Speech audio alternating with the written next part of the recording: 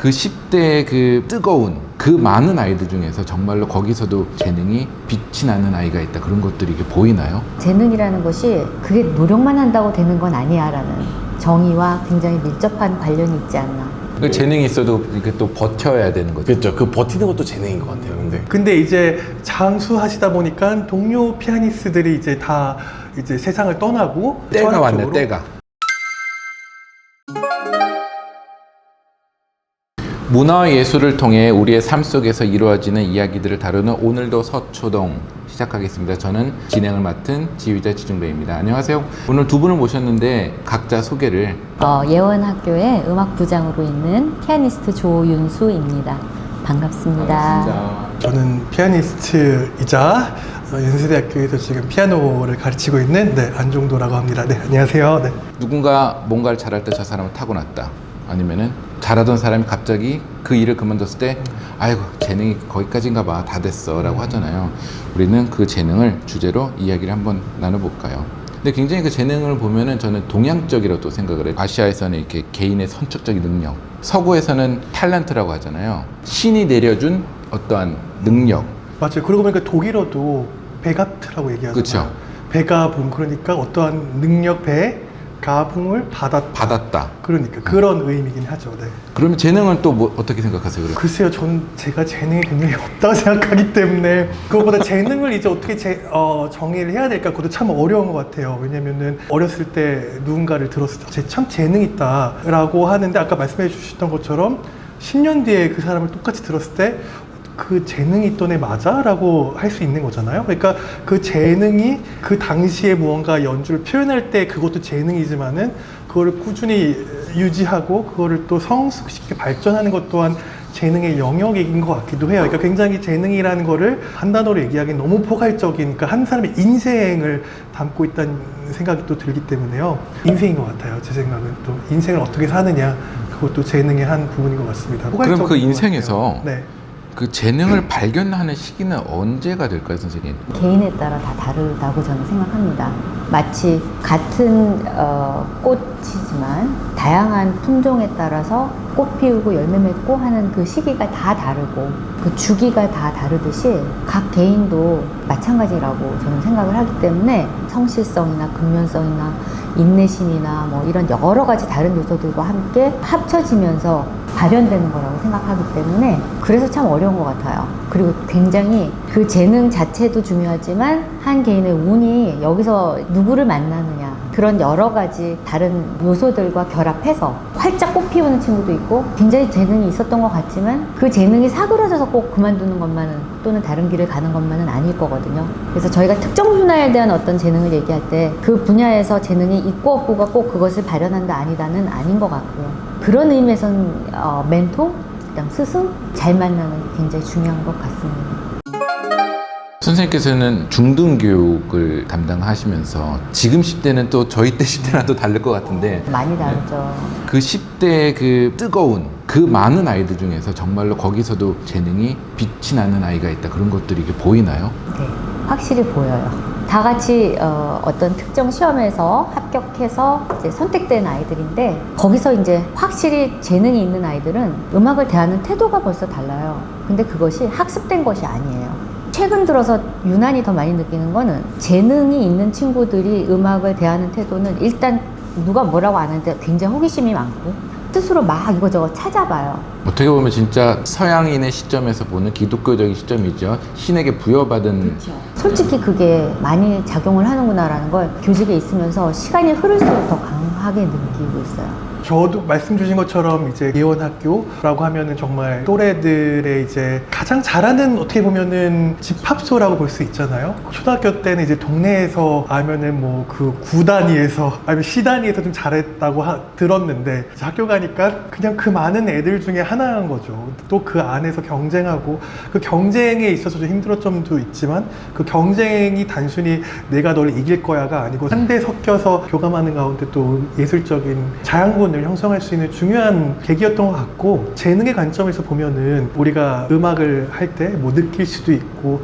생각할 수도 있고 표현할 수도 있는데, 결국은 이것도 기악 예술에 있어서 손가락이 움직여야 되는 거거든요. 근데 만약에 초등학교 5학년 때 피아노를 시작했다, 그러면은 아무리 다른 재능을 갖추고 있어도 직업 연주자로 가기에는 엄청 어려울 거예요. 정말 초등학교 1, 2학년 때 아니면 미취학 전에 시작을 해야 그 다음 것들도 생각할 수 있는 거죠. 그러니까 제가 봤을 때 이 재능이라는 거는 우선은 이 손가락이 돼야 되는 거고 민첩해야 되는 거고 또 악보라는 복잡한 그 구조도 이해해야 되는 거죠. 리듬도 이해해야 되지, 화성도 이해해야 되지, 그 곡의 구조도 이해해야 되니까 그런 인텔리전스도 있어야 되는 거고, 그다음에 감정도 누구보다 더 리파인하게 느낄 수 있고 그거에 관해서 민첩하게 감정도 기민하게 반응할 수 있는 그런 감수성도 있어야 되고, 근데 이제 마지막으로 이 모든 것들을 통합해서 하나의 자기의 예술 세계를 도출할 수 있는 그런 통합적인 능력도 필요하다고 보거든요. 근데 이제 모든 사람들이 이 모든 면을 고르게 타고나진 않는 것 같아요. 어쩌다 한 명 있는 것 같아요. 그런 사람들이 아마 우리 시대가 생각하는 신동 아닐까 싶어요. 근데 뭐 신동이라고 해서 또 그 능력이 나이가 들수록 계속 유지가 되는 건 아니지만은 이런 것들이 어떤 사람은 감정이 굉장히 섬세하지만은 이런 신체적인 능력이 떨어져서 이것들을 더 개발해야 되는 거고, 누구는 다른 게 되지만 악보를 읽고 이해하는 능력, 또 외우는 인지 능력이 떨어질 수도 있고, 그러니까 이것들을 계속 적절한 수준에 맞추는 작업, 그리고 맞추는 작업까지 엄청나게 인내해야 되고, 그리고 또 우리 시대에 또 교육 프로그램이 있잖아요. 절차에 따라서 계속 성과를 내야 되고, 근데 직업 연주자가 돼도 매해가 사실은 도전인 거잖아요. 내가 연주를 받을 수 있나, 받을 수 없나, 그리고 연주를 받더라도 내가 이 연주를 해낼 수 있나, 이런 것들 계속 인내하고 살아갈 수 있나, 뭐 이 모든 것들이 재능이 아닐까라는 생각이. 그 천재 서사는 우리는 또 왜 원할까요? 그 재능을 갈구하는 걸지 아니면 그 재능을 질투하는 걸지. 왜 원하냐? 핫하잖아요. 신동에 대비되는 어떤 개념으로서 노장이라는 단어가 갑자기 이제 떠올랐는데, 오랜 기간 동안 삶의 여러 풍파나 이런 굴곡을 넘어서고 이기면서 자신을 깎아가고 끝에 나오는 어떤 그런 마스터랑 신동이 반대되잖아요. 근데 사람들은 어쨌든 다양한 경험을 원하는 것이고, 시간이 오랫동안 흘러서 많은 것들이 그 안에 담겨져 있는, 스토리가 담겨져 있는 빚어진 그런 노장의 연주나 이야기만큼이나 아직 연극려면 이제부터 시작인데, 훗날 저런 친구가 노장이 된다면 저렇겠구나 라고 느껴질 만큼의 어떤 감정을 원하는 것이 관객들의 어찌 보면 신선한 자극이겠죠? 신동 아니면 천재는 그러면은 누군가가 재능을 발견하면은 만들어 나갈 수 있을까요? 저는 만들어 나가야 된다고 봐요. 만들어 재능이 일단 우선적으로 저는 필요 조건으로 필요한 것이고, 그러나 충분 조건을 가지고서 완벽하게 되려면 그 재능을 개발해 나가고 정제해 나가는 작업에는 엄청난 노력이 필요한 거죠. 그 재능을 이제 그렇게 하기 위해서는 뭐 교육 환경도 있어야 되겠고, 재원도 있어야 되겠고, 또 많은 것들이 또 따라 붙어야지 그 재능이 빛을 발하겠죠. 안종돈 교수님은 있었어요, 어렸을 때? 나를 딱 바라봐줘 가지고 너는 재능이 있다.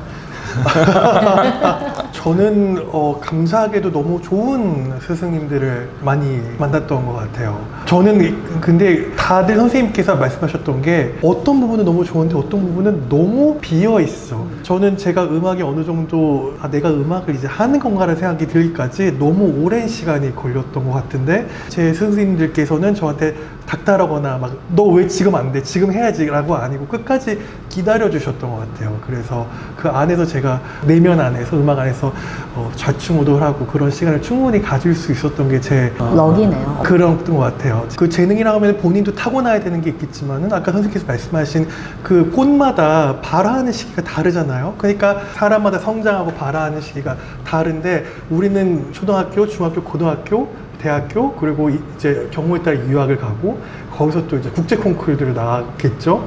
그리고 어느 정도 30 정도 되면 이제 직업 연주자의 길을 걸어 나가기 시작하잖아요.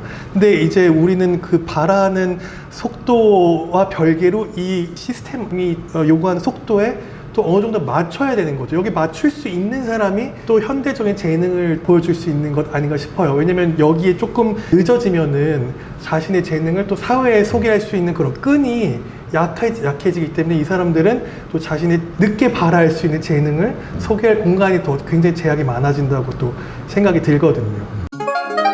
재능을 발견하는 그 기준과 시기는 어떻게 될까요? 음악을 전문적으로 안 하시는 분들은 또 궁금할 수도 있을 것 같아요. 그 시기가 점차 내려가는 건 사실인 것 같아요. 진화가 되나요, 인류가? 그렇지 않을까요? 음악 안에도 보면은 신체적 근력이 굉장히 밀접한 관련이 있는 분야가 있고 악기가 있고 감각적인 것 조금 근력이 부족해도 되는 예를 들면 작곡이잖아요. 특히 피아노, 뭐 바이올린 이런 경쟁이 아주 치열하고 레퍼토리도 또 엄청 많고 한 경우에는 그 많은 레퍼토리를 자기 것으로 소화하기 위한 절대적 시간이 필요한 것이고 워낙 이 근력이라는 것 자체가 어릴 때 강화시켜 놓지 않으면 머리로 되는 것이 예로는 안 되거든요. 어렸을 때 모르잖아요. 얘 꼬마아이가 얘가 음악에 재능이 있는지 없는지. 선생님처럼 시각을 가지고 계신 분도 있고 되게 개인적인데요. 저 딸아이가 만 5살인데 부모가 다 음악을 하잖아요. 또 모르겠어요. 아까 태도를 보면은 알 수 있다고. 호기심이나 호기심 그런 태도를 근데 그게 누가 봤을 때는 음악을 잘 모르는 누군가 봤을 때는 얘가 좋아하나 보네라고 왔는데 이 정말 그런 멘토 같은 분들 그런 분들이 보면은 저 행동만 봐도 얘는 뭔가 이 악기를 다루는 거 남다를 것 같아라는 게 이미 보이는 것 같아요. 그런 애들이 실제로 그런 소리를 칠 때 다른 게 이미 느껴지고 사실 어린 아이들뿐만 아니라 조금 더 큰 중학생들이 무대에 걸어오는 것만 봐도 어떤 소리를 내고 어떤 음악을 칠지 이미 거의 다 들리고 그 기대가 어긋난 적이 거의 없어요. 제가 오늘도 무슨 책을 보다가 거기 그런 얘기 있더라고요. 그 철학자가 아주 유명한 이제 철학자한테 배우려고 떠난대요. 그래서 동료가 어떤 말씀을 드리려고 떠나는 거야 물어봤더니 말씀 들으러 가는 게 아니고 그 사람 구두꾼 어떻게 매는지 보러 간다고. 그러니까 비운 거죠. 그 사람이 어떤 삶을 사는 거 행동 하나만 보더라도 그 사람의 전체를 볼 수 있다는데 그 음악이라는 것도 정말 악기에 다가가는 것 아니면 악기에 관한 흥미를 조금이라도 보여주는 것 그것만으로도 이미 얘가 어떻게 뻗어날 거는 굉장히 직관적으로 보이는 것 같아요. 그리고 그걸 봐주는 사람이 그 사람의 재능을 알아볼 수 있는 사람인 거고. 네. 저희가 1편에서 다루던 연주자들의 무대 매너에 대해서 이야기를 나눴었어요. 근데 그 무대 매너도 어떻게 보면은 타고난 재능에도 들어간다는 그런 말씀도 있어서 되게 재밌었는데 그러면은 이 아이는 괜찮은 것 같아. 부모님이나 주변 환경도 좀 서포트가 될 수가 있을 것 같아. 근데 객관적으로 봐서 재능이라고 표현할 수는 없는 것 같아. 근데 그때 재능을 부여시켜 줄 수 있을까? 네, 가능합니다. 가능해요. 아이가 협조적이고 소위 우리가 이제 삼위일체 얘기하잖아요. 부모의 관심과 아이의 노력과 선생의 능력과 뭐 이런 식으로 어떤 삼위일체가 합이 잘 되면 될수록 어느 정도 나이까지는 재능의 정도가 다른 친구들에서 약간 떨어진다고 해서 이거를 과연 상쇄시킬 수 있느냐? 네, 상쇄시킬 수 있다고 감히 말씀드리겠습니다. 신이 부여한 타고난 재능도 중요하지만은 어느 정도까지는 재능도 가르칠 수 있고 만들어 나갈 수 있다. 네. 그런데 거기에서 바로 이제 굉장히 이 지혜가 중요한 것 같은 게 인생을 살면서 이걸 나의 어떤 평생의 잡처럼 가져갈 건데 설정을 여기까지 해놓을 거다. 그리고 거기에 걸맞게 직업을 찾든가 일을 하든가 하겠다라는 확고한 그 정도까지는 내가 음악을 너무 좋아하고 또 게다가 다른 거에 대한 것은 큰 흥미가 없어. 그렇다면 예습니다. 그런데 내 자식도 그렇지만 남의 자식을 교육시키고 할 때 가장 고민이 된다 그럴까? 아니면 신중하게 생각해야 된다고 생각하는 것은 특히 오늘날은 점점 더 많은 업황들이 이렇게 다양화되면서 동시에 뭐 소위 AI니 이런 것 때문에 기존에 우리가 생각했던 많은 잡들에서 큰 변화가 일어날 거잖아요. 그러니까 이거 일반적인 얘기가 아닌 바로 우리 시대에 우리가 이걸 어떻게 다룰 것이냐, 어떻게 고민할 것이냐가 했을 때는 세상이 지금 어느 방향으로 가고 있는지, 그 다음에 그 발전하거나 바뀌어 나가는 속도가 어느 정도인지, 그리고 사실 우리가 하는 음악은 굉장히 아날로그적이잖아요. 그리고 우린 옛 것을 계속 옹고지신인가요? 고고학자처럼 옛 것을 탐구하고 네. 분석하는 네. 그 인생이 정말 거의 모든 부분을 시간을 할애를 해야 쇼팽 에튜드 한 곡을 겨우 칠 수 있거든요. 쇼팽 에튜드를 치려면 정말 인생의 80%, 90%에 대한 시간을 오로지 정말 피아노 훈련에 쏟아야 쇼팽 에튜드 한 곡을 칠 수 있는 거예요. 그렇기 때문에 이 인간이 갖고 있는 인간의 능력을 고유하게 발현할 수 있는 이 가치가 아름다우면서도 우리도 어디로 세상이 흘러가는지 모르는 이 시점에 정말 이거의 가치를 계속 알아봐주고 이거의 가치에 자기 삶을 걸 수 있냐 뭐 이런 것도 하나의 질문일 것 같기는 해요. 그런 질문에까지 대답을 해야 이 재능도 찾아볼 수 있고 발현도 될 수 있고 키워나갈 수도 있는 거 아닌가. 그 재능에 대해서 대답을 또 해주실 또 다른 재능 있는 또 첼리스트가 갑자기 등장을 했는데 그랬군요. 우리가 잠시 휴식을 하면서 또 이렇게 얘기하다 보니까 정말 재능이 또 철철 넘치신 첼리스트 이호찬 선생님께서 갑자기 오늘 재능이 주제인가 봐요. 재능이 주제예요. 재능. 본인의 이야기가 저는 근데 재능파는 아닌 것 같아요. 저는 재능파는 진짜 아니고 노력파. 노력파. 왜 재능이 있어요? 아니요, 저는 진짜 노력파고요. 다각도로 노력을 하죠. 그래서 진짜 개인적인 질문 다시 나오는데 현악기를 시키려면 그 재능은 언제 발견해야 되는 게 좋아요? 재능보다는 이제 어느 정도 이 길을 걷기까지는 사실 부모님 주변 환경의 역할이 굉장히 크다고 봐요. 왜냐면 진짜 초등학교 때 누가 앉아서 피아노나 혹은 악기를 진득하니 부모님이 만족할 때까지 선생님들께서 만족할 때까지 하는 친구들이 몇이나 있을까 싶거든요. 그 재능이 있어도 이렇게 또 버텨야 되는 거죠. 그렇죠. 그 버티는 것도 재능인 것 같아요. 근데 왜냐면 그게 멘탈이 버텨야지 버티는 것 같거든요. 그 메나임 프레슬러라는 그 피아니스트 이제 명연주자고 명교육자 지금 돌아가셨지만은 그분이 아마 베를린 필하모니 그 오케스트라 협연을 데뷔를 하실 90이 넘으셨을 거예요. 그 전에는 이제 보자르 트리오 멤버로, 그러니까 어떻게 보면 메나임 프레슬러라는 이름보다는 보자르 트리오의 피아노 멤버로 굉장히 유명하셔서 저도 어렸을 때 그렇죠. 그분 트리오 연주하면은 앙상블 연주 많이 들었거든요. 근데 이제 장수하시다 보니까 동료 피아니스트들이 이제 다 이제 세상을 떠나고 어느 순간 그 연세는 피아노 연주가 가능하신 분이 그분밖에 거의 안 남으신 거죠. 그리고 때가 왔네, 전학적으로. 때가. 네, 그러니까 이제 90 넘어가지고 베를린 필하모니 초청을 받고 그 다음부터 뭐 전 세계 아주 최고의 무대를 다 쓰셨어요. 그래서 그리고 제가 이제 콩쿨 파리 롱티버 나갔을 때 그때 심사위원장이셨는데 그때 그 말씀 하셨어요. 화장실에 갈 때도 핸드폰을 들고 들어가신대요. 혹시라도 나한테 연주 온 전화 놓칠까 봐. 와. 어떻게 보면 위너 아닐까 싶기도 해요. 정말. 그리고 그 나이까지 그리고 악기를 놓지 않으신 거잖아요. 악기에 대한 열정과 사랑, 시간, 모든 것들을 놓지 않으셨기 때문에 그 나이에 정말 물론 그전에도 보자르 트리오 멤버 그리고 훌륭한 교육자로서 엄청난 꽃이 발화가 됐겠지만 그거보다 더 원숙한 아무나 할 수 없는 그런 꽃이 90 넘어서 또 피인 거 아닌가. 우리가 이게 이제 신동이라고 하는 것은 사실 곧 어떤 특정한 어린 나이대에 비범한 재능을 남다르게 갖고 있는 걸 얘기하는 것이고, 어쩌면 그렇게 프레슬러 같은 경우는 돌아가실 때까지 끊임없이 연구를 하신 것의 결과가 아닐까. 맞아요. 네. 그래서 그분이 이제 말년에 모차르트 협주곡이나 뭐 모차르트 솔로곡 같은 거 치는 거 보면은 당연히 이제 20, 30대의 그런 테크닉은 아니지만은 그 음을 하나 누르면은 말로 그냥 표현할 수 없어요. 그렇게 살아오셨기 때문에 낼 수 있는 것. 그러니까 어떻게 보면은 재능을 알아보고 그 한 사람의 재능을 발현시켜주고 어느 정도 성장 궤도에까지 올려주는 것도 중요하지만은 언제부터는 그 재능이 홀로 서야 되거든요. 그러니까 아까 말씀 나누신 것처럼 아마 이제 환경의 서포트, 예를 들어 부모님의 서포트, 선생님의 서포트, 이걸로 인해서 한 대학생 정도까지는 갈 수 있을 것 같아요. 어느 정도는 그 부족한 재능도 채워가면서 갈 수 있는 것 같은데 어느 정도 교육 과정이 다 마치고 나서부터는 그 다음부터 홀로 인생을 설계해야 되고 홀로 음악을, 그러니까 자기 인생이 곧 음악에 나와야 되는 거죠. 왜냐면 우리가 연주하는 곡들도 신동일 때 다 나온 작품들이 아니고 작곡가들이 정말 뼈를 깎으면서 정말 모든 고통을 감수하고 그러면서 음악 활동을 지속하면서 나온 명곡들이 지금 수백 년째 살아남는 거잖아요. 그러니까 그것들을 이해하고 거기에 자기의 이제 인생을 담으려면은 혼자 이제 살아야 되는데 이제 그러기에는 또 이 사회에 섞여가는 일원으로서 많은 것들이 있죠. 그것들을 홀로 설 수 있냐 아니면은 그 와중에 또 촛불이 꺼질 수 있는 거잖아요. 네, 그러니까 참 어려운 얘기인 것 같아요. 네. 저는 사실 이제 아까 안 교수께서 얘기하는 거 들으면서 이제 혼자 막 든 생각이, 재능을 갖고 있는 것도 중요하죠. 일단은 그게 시작이니까요. 근데 갖고 있는 재능을 더 크게 발전시키느냐, 아니면 너무 발전을 잘 시켰는데도 불구하고 자의적으로 이제 스탑, 그냥 그만하겠어, 못해서가 아닌 거죠. 특히 한국 교육이 그 부분이 참 안타까운 것 같아요.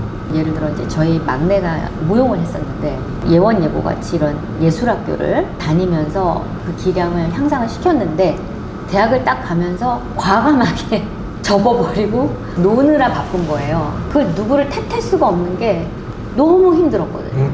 충분히 이해해요. 네. 네. 엄청나게 훈련을 하는 것도 중요하지만 그 훈련 때문에 질리거나 지치지 않게 해주는 그 밸런스를 잘 찾는 것이 좋은 선생의 중요한 덕목이라는 생각이 들어요. 저도 이제 대학교에 있으니까 이제 1학년 입학한 애들 받으면 1학년 애들을 가르치는 게 정말 힘들어요. 왜냐면 새내기여서 굉장히 이제 되게 다들 프레시할 것 같은데 너무 지쳐 있어요. 정서적으로 너무 지쳐 있고 얼마나 그 입시 준비가 치열하고 힘들고 고되면 애들이 첫 학기에 와서는 재능이 있고 없고를 떠나서 너무 힘들어해요. 그냥 쉬고 싶어요. 쉬고 싶어요. 그런데 음악이라는 거 너무 정직해서 그 학생이 아무리 선생님이 무서워서 지도교수가 무서워서 열심히 연습해도 마음이 지쳐있으면 음악은 정말 그걸 그대로 알려주거든요. 지쳐있어요, 음악이.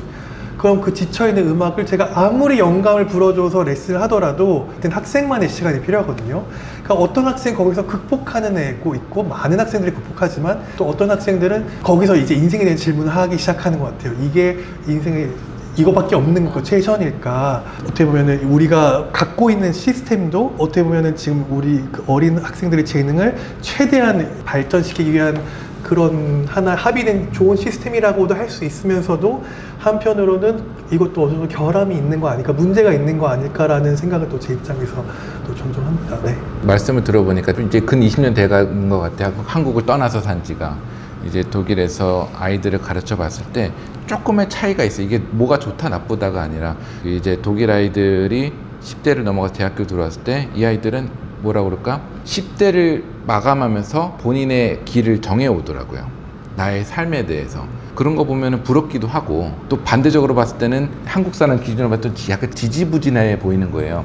아, 좀 얘는 좀 재능을 놓쳤다라는 시기도 보이는 거고. 너무 느슨한 거죠. 네, 느슨한 거. 장단점이 보이긴 해요. 근데 아까 이호찬 첼리스트가 했던 제일 중요했던 얘기인 것 같아요. 버티는 것도 중요하다. 안 교수가 했던 노력이 정말 중요하다.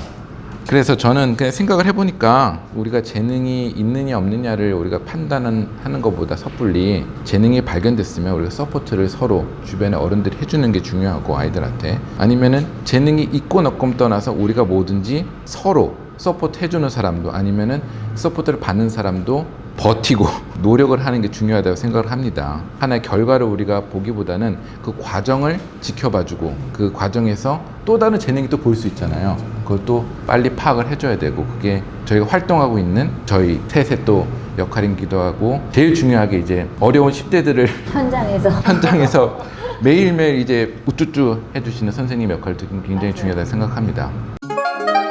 오늘 이 재능편을 보시는 많은 분들이 이 재능으로 스트레스 받으시지 마시고 이 편을 보시고 위로를 좀 받으셨으면 좋겠습니다.